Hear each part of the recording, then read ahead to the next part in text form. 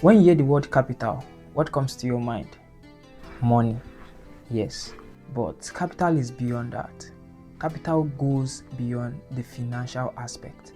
That is what we'll be checking in today's class. I want you to stay with me, focus, relax, and learn.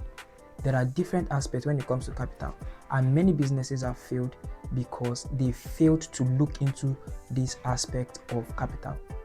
In this video, that's what you'll be learning. Stay with me and let's watch this video together. Most people, their problem is, how do I get money? I've got such an awesome idea. I know what to do, but I don't have the funds to start. In fact, I ask almost every entrepreneur I sit here and speak with. But I know you counsel a lot of people and give people strategic plans on how they can acquire capital for their business. How should they do it? So when you talk of capital, I'll say something here. FISSHCT. I'm going to explain it to you, but it's going to be easier for people to remember.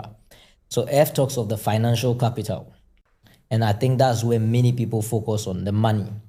Financial capital has got to do with cash, assets, different portfolios, investments, savings. All of that has got to do with the money side of capital. Now, number 2 is intellectual capital. Intellectual capital, your knowledge and your skills, whether your degrees, whether self-education, the things you have read, all of those skills you have, professional on the side, also is another form of capital. Number 3 is social capital. There's a saying that your network is your net worth. So your social capital, the people you relate with, your circles, because that will bring you partnerships, collaborations. Even multi-countries, big countries today are trying to merge themselves with each other. Why? Because they have a goal and they have an agenda. How much more an individual? You have the G8, you have the UN. So social capital is so essential. And many people limit themselves. That's why I'm breaking it down. And partnerships, keep in mind partnership. No matter how anointed, gifted, talented, no matter what I know, like you have a lot of saying in mindset, positive, I can do this. But there's something more powerful, knowing I can't. I can't is also not a bad one. Sometimes you have to be real to yourself that I can't, but I can partner with someone. Jack Ma doesn't know anything about e-commerce, but he took the idea of eBay and created Alibaba with the right people. So saying that I can do everything sometimes will limit you. Know what you can't and partner with someone. Social capital. Let's go to the 4th one. Spiritual capital. Your core values, your faith, your purpose, all of that. Denzel Washington recently rejected $200 million in a gay, lesbian kind of movie. Why? Because it's against his roots. It's against his faith. Your spiritual capital guides you. It's also another currency on its own. Number 5 is human capital. Human capital comes to mindset, your resilience, your determination, your capacity, your tenacity. Those qualities is different from intellectual capital. Intellectual capital is knowledge, information, skills. But human capital has got to do with the qualities, the discipline, the resilience, how you act in terms of failure. Let's move forward. I think the 6th one is not popular. Cultural capital. Cultural capital. When you look at the names or the brands like Apple, people don't buy Apple products because of its function alone. It's the culture, it's the prestige, it's the lifestyle. So when you talk of capital, your culture, your credibility and authority becomes another capital on its own. And the final one is time capital. How you understand, you don't just trade your time for money. You need to delegate, automate, prioritize, set systems. So when you tell me people are looking for capital, they are looking for money, is because they limit themselves with money. And this is the danger when you only look for financial capital without the remaining 6.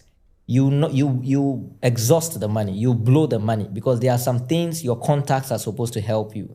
There are some things your intellect is supposed to guide you. If you're bankrupt with a 6, you waste all the money. And that's why people say they don't have enough money. It's because they blow it all. You need the remaining 6 to make it complete. How do we build that remaining 6? Because I feel like from what you've described, that is more important than the finance. Yeah, obviously. I mean, I've saved people $10 million in this country, in Ghana. And so money cannot buy you everything. Money has its limitation. Oprah Winfrey is famous. As she wanted to build her empire, there are some connections she had and some conversations with people that helped her establish her business. Her money alone cannot do it. So we need to understand the limitation of money. That's why even the actors, comedians, entertainers, sports people, lottery, those who get money through lottery, they lose the money. Why? Because money itself is limited. You need to have the remaining. So you need to hire maybe a consultant. You need to go for conferences. You need to have a mentor. There are different aspects of it based on your own goals and other things. Someone is maybe 45. He's played football his lifetime. He doesn't have time for any conference or seminar, but he can hire a consultant. In the Western part of the world, billionaires, multi-billionaires employ financial consultants for their decisions. In Africa, the mistake we make is once we make money, we think we know everything in the world. We don't know how limited our monies are. That's the problem. So conferences, seminars, mentors, consultants, it's everywhere. Even your channel, YouTube, there's so much people can learn about in terms of money. And when it comes to capital, I tell you another secret here is credit. Credit does not just mean borrowing. That's why we have the word credibility. When you are a man of integrity and character, there's credit lines. There's a guy in Nigeria who's run multi-billion-dollar businesses, and he had a franchise for big car companies abroad. They gave him a credit line, multi-billions, and the guy made money. He sells the cars, he pays them the money. So when you talk of raising money, I think you need to rather have a solid character, integrity, and be visible, be valuable, and be vocal. Be valuable, be visible, and be vocal. You can have the right stuff, but are you visible and are you vocal? Because with the right integrity, credit will come your way. That's why even in America, the credit score, as long as you are paying, your credit score expands. So credibility is what gives you credit. If you are not a man of integrity, capital will always be a problem. Well, we seem to have a lot of that problem here. Because character is the real issue, not money. So how poverty, let me tell you something. Poverty is not the absence of money or the presence of money. You can be poor having money and you can be poor not having money. Poverty is the state of the mind, the state of the soul and your language, your mindset, the state of your soul and your language. Someone who has more money but doesn't know what to do with the money is equally poor. He'll be bankrupt. He can even make wrong investment and wrong contracts and even enter into a debt. So poverty is not the absence of money or the presence of money. It's the state of your soul, your mindset, and your language. If you want to really know whether someone is poor, just look at these three things, not the money he has. Which one should we work on first? All of them. Your mindset, your language. Because you can't have a great mind and you talk negative. Your language, I'm broke, I'm sick, I don't know. All this negative stuff will block what is in your mind. See, we usually talk about this, right? And I tell people, think positive, speak positive, create. How truly does that impact us? Well, for me, I think there's a higher sense of positive thinking. I don't really rely on positive thinking because positive thinking can also derail you. I propose clear thinking. Clear thinking, why? Because clear thinking allows you to see the limitations as well, the biases. Sometimes you can be too positive and you get a scammer. They can sell you something. You not do your due diligence because you are too positive.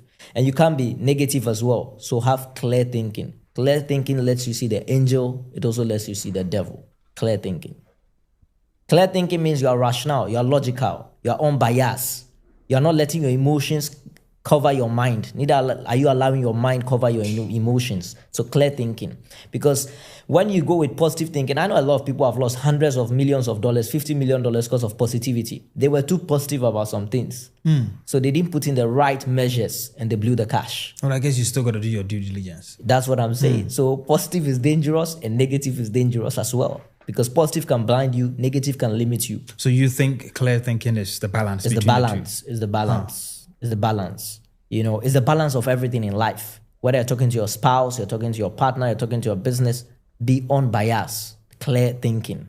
But positive thinking is like you are believing something. You're trying to tell yourself, I can do it. But maybe you don't know your limitation. So clear thinking. Positive thinking will blind you. Negative thinking will limit you. Clear thinking will take you forward. What a concept.